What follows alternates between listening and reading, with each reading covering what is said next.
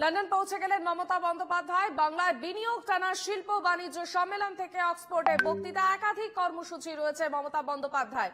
গতকালই তিনি লন্ডনের উদ্দেশ্যে রওনা হয়েছেন এবং বাংলায় বিনিয়োগ থেকে শিল্প বাণিজ্য সম্মেলন, অক্সফোর্ডে বক্তৃতা, একাধিক কর্মসূচি রয়েছে মুখ্যমন্ত্রী।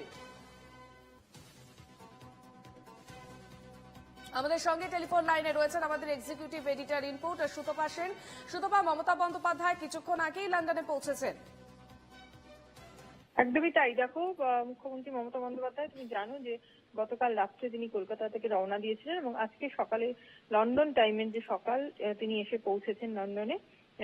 এবং সব থেকে বড় কথা যে তুমি জানো যে আজকে মুখ্যমন্ত্রীর কোনো সুনির্দিষ্ট প্রোগ্রাম নেই, আগামীকাল থেকে কিন্তু তার প্রোগ্রাম রয়েছে।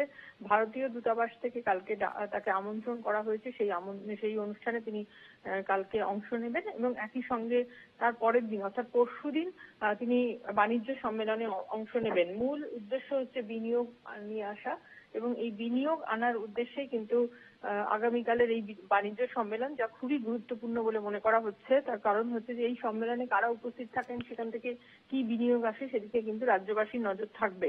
অন্যদিকে তুমি জানো যে 27 তারিখে তিনি যাচ্ছেন অক্সফোর্ডে, সেখানে তিনি বক্তৃতা দেবেন। বেশ, ধন্যবাদ সুতপা।